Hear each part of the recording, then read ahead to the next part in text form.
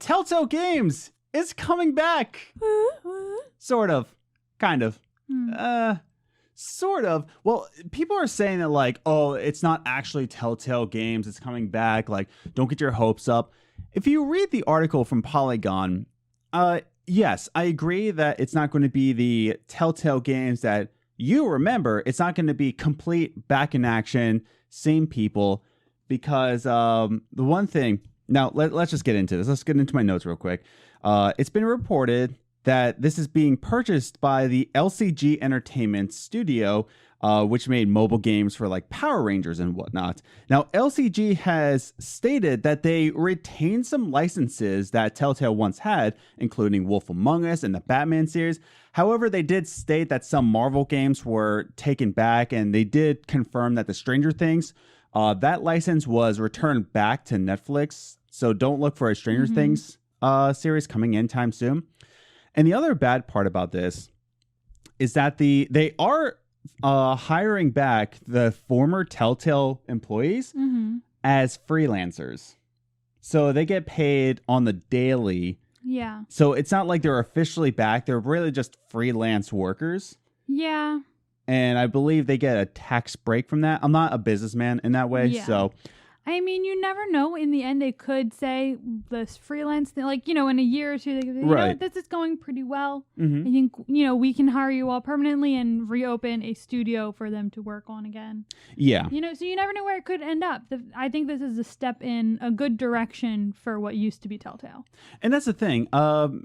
That's the thing. It's a step in the right direction to the other TellTale games. Now, people are just getting upset, like, oh, don't even think that this is going to be a thing. But just read the article. We have all the articles, by the way, that we're reporting on. Linked down in the description down below, as well as some affiliate links of what we use for the podcast. So if you're interested, check out the description if you're on audio or on YouTube, whatever. I want to read a statement here from the report from Polygon. Now, Audley, who I believe I'm saying his name right, is one of the buyers from LCG Entertainment.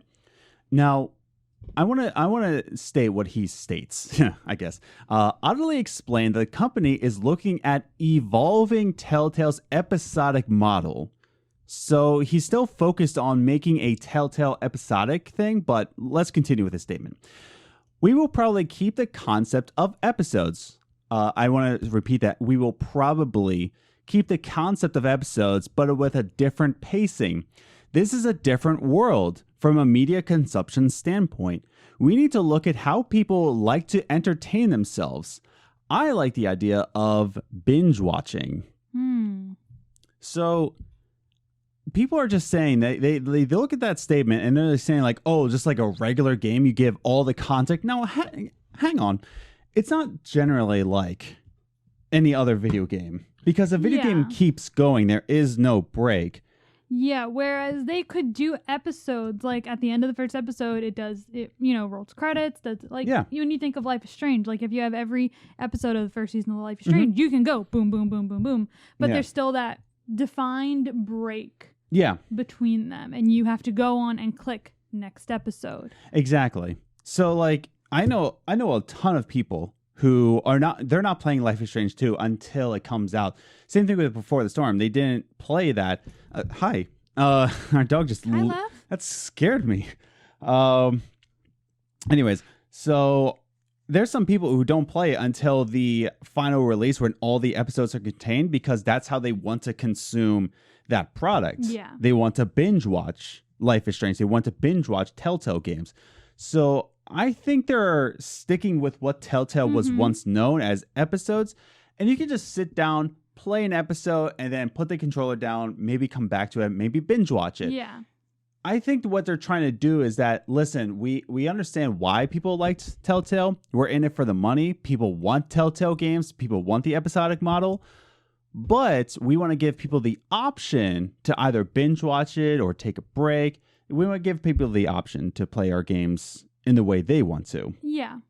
So that's the thing. That was my last note, is that they're looking towards binge watching. They've already stated in this article that they have the licenses for Wolf Among Us and Batman, but not for, I believe they said in the article, not Guardians of the Galaxy or Stranger Things. That kind of upsets me. I was hoping there was going to be a Stranger Things series. But you never know. Like I said, this is a step in the right direction for what used to be TellTale. Right. So you never know. And once they see if this is paying off, they might want to reboot and try and make a deal with Netflix or do whatever they were, all the other things they were doing. Exactly. So I think this is fine news. People are like doom and gloom about this. Like, oh, it's not what you think. I'm not a fan of the whole hiring them as freelancers things. I'm not a fan of that, but they do them, whatever.